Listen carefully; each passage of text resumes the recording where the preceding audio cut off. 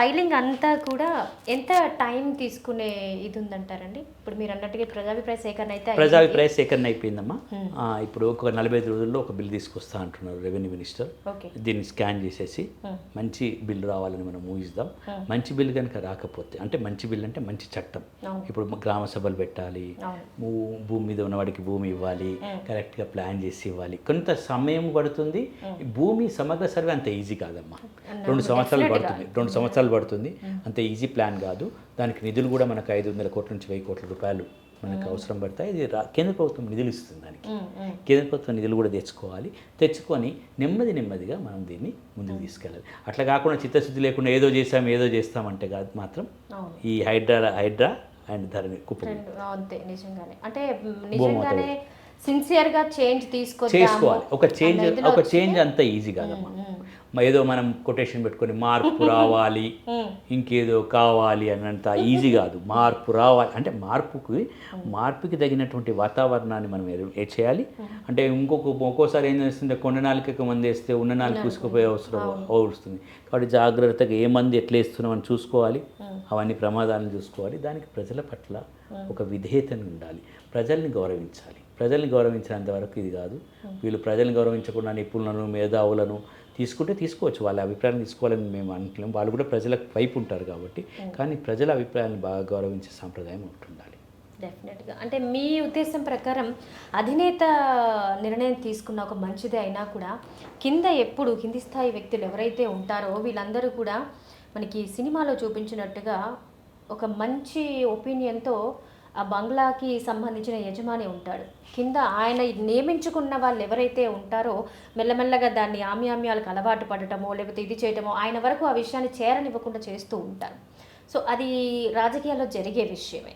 So ఇది ఎంతవరకు మీరు అన్నట్టుగా ఒక ట్రాన్స్పరెంట్, ఇప్పుడు మీరు చెప్పిన ఇది ఏదైతే ఆ కాలంలో జరిగిందో అది ఎంతవరకు అవకాశం ఉందమ్మా. ఇప్పుడు రాజు తలుచుకుంటే దెబ్బలు, రాజు తలుచుకుంటే విపరీతమైన బడ్జెట్ ఉంటుంది, కానీ కమిట్మెంట్ ఉండాలి. కానీ ఇది ప్రజలకు చేర్చాలని ఉండాలి. అధిష్టానం అని ఢిల్లీలో టూర్లు కొట్టడం కాకుండా ప్రజల గ్రామాలకు టూర్లు కొట్టండి. మీరు పైకి ఢిల్లీకి పోయే బదులు 20 సార్లు గ్రామాలకు రండి. లేకపోతే ఆ ఢిల్లీ పోయి రాగానే మళ్ళీ గ్రామం పోండి. మీకు సమస్యలు ఉంటే మీరు ఢిల్లీకి పోవద్దని నేను అనట్లేదు. మీరు ఎన్నిసార్లు ఢిల్లీ పోయినా అన్నిసార్లు గ్రామాలకు రండి.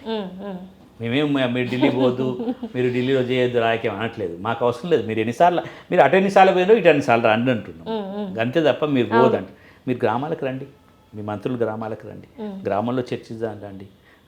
అప్పుడు వచ్చిన మంత్రి ఒకప్పుడు ప్రజల మనిషి అనుకున్న వాళ్ళు ఇప్పుడు 4 గన్మెన్లను పెట్టుకుని వస్తే మేము మళ్ళీ అదే దూరం ఉన్నది. అంతే. ఇప్పుడు ఏం జరుగుతుందంటే పాలనలో ఏమవుతుందంటే మనుషులు మారుతుండ్రు, వాళ్ళ సీట్లో వీళ్ళు. కానీ ఆట కాదమ్మా ఇది. సపోజ్ ఇది ఒక ఆట అనుకుందాం.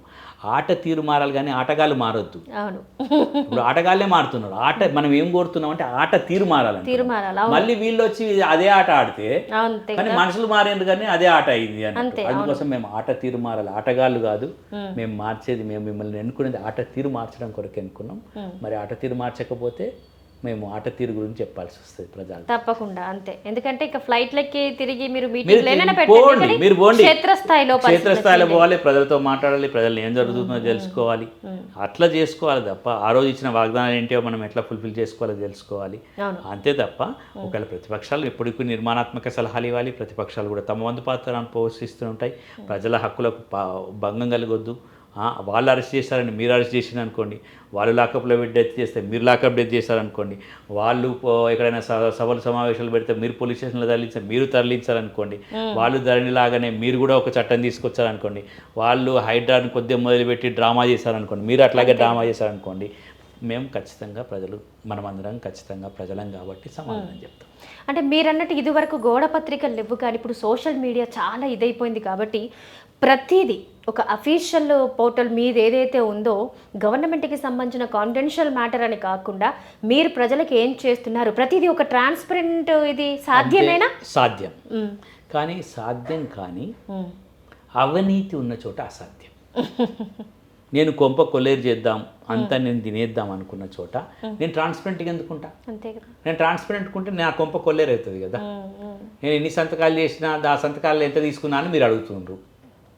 నేను ఈరోజు 10 సంతకాలు తీసుకుంటే 10 సంతకాలు కూడా 10 సంతకాలకు 10 లక్షల రూపాయలు తీసుకున్నా, ₹1,00,00,000 అది నేను ట్రాన్స్పరెంట్గా ఎట్లా పెట్టగలుగుతా? నువ్వు అవినీతి నుంచి దూరంగా ఉండు. ఇది ప్రజా సంక్షేమంలో 10 సంతకాలు ఎందుకు చేసినావో చెప్పగలిగే స్థాయికి రావాలి. అప్పుడు మాత్రం మీరు అన్నట్టు ట్రాన్స్పరెన్సీ, పారదర్శకత ఉంటే ఏది ఉండదు. ఓపెన్ బుక్ చూసుకోండి. కానీ ఈ రోజుల్లో నాయకులందరూ జైలు పోతున్నారమ్మ. జైలుకు పోయి బెయిల్ వస్తే కడిగిన ముత్యం అనుకుంటున్నారు. అంటే మనం ఏం చేస్తామమ్మా? జైలుకి ఎందుకు పోయినావో తెలియదు, ఎందుకు వచ్చినావో తెలియదు, ఎవరు పంపినరో తెలియదు, మీరు ఏం అనుకుంటున్నారో తెలియదు. చేతులు ఎత్తుతారు, పిడికిలు బిగిస్తారు. ఎవరి కొరకు పోతుండ్రో, ఏం పిడికిలు బిగిస్తున్నారో అర్థం కాదు. కాకపోతే ప్రజల కొరకు చేయండి. ప్రజల కొరకు పోయిందంటే బాగుంటుంది. ఏదైనా ప్రజా ఉద్యమాలు చేయండి.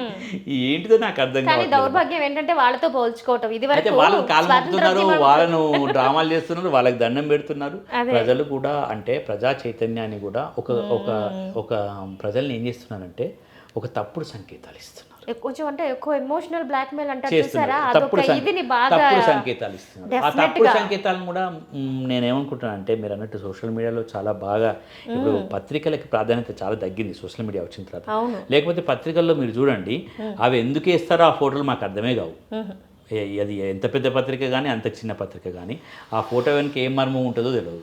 ఆ ఫోటోలు పెద్ద పెద్దగా వేసేసి ప్రజలకి సరైన సంకేతం ఇవ్వట్లేదు. కానీ ఇప్పుడు మీరు అన్నట్టు మీడియా, సోషల్ మీడియా వచ్చేసింది. ఇట్లాంటి అంటే ఒక జ్ఞాన విస్ఫోటనం జరగాలి. జ్ఞాన విస్ఫోటనం అంటే జ్ఞానాన్ని వెల్లివిరిచేటట్టు చూడాలి. దానికి మనం ఏం జరగాలి? హైడ్రా అంటే ఏంటో అందరికీ తెలియజెప్పాలి. FTL అంటే ఏందో చెప్పాలి. బఫర్ జోన్ అంటే ఏందో చెప్పాలి. చెప్పకుండా మేము హైడ్రా చేస్తాను, అది చేస్తున్నాం, ఇది చేద్దాం, ఇంకేం అర్థం కాదు. ఒక్కటి బాగా తెలుసు, ఏదో బిల్డింగ్లు పోతున్నాయట కదా, అది కాదు ఎందుకు గుల కొడుతున్నారు, ఈ చెరువు నిండితే నీకేం వస్తుంది, ఇట్లాంటి విషయాలు చెప్పడంలో ప్రభుత్వం చేయాలి తప్ప మేము గుల కొట్టేస్తున్నాం, మేము రాజకీయ పార్టీలు చూసుకుంటాం. మీరు రాజకీయ పార్టీలు మేము అడగలే. వాని పార్టీ ఏందో తెలియదు మాకు, మీ పార్టీ ఏందో ఒకటి మాత్రం తెలుసు, రాజకీయ పార్టీలు అంటే ఒకటే అని మాత్రం తెలుసు. ప్రజలు ఆడొచ్చినా వీడొచ్చినా అందరూ ఒకటే అనిపిస్తుంది. దానికి కాదు, ఎవడొచ్చినా ఇట్లా చేస్తామని మీరు నిరూపించుకోవాల్సిన అవసరం. డెఫినెట్గా అండి. Thank you so much Sadiq గారు. చాలా విషయాలు, చాలా వాల్యుబుల్ విషయాలు మాకు తెలియజేశారు. థ్యాంక్స్ ఫర్ కమింగ్ అండి. Thank you so much. So చూసారు కదా, మరో అతిథితో మళ్ళీ కలుద్దాం. Stay tune to Plus TV. సకలం సమ్మేళనం.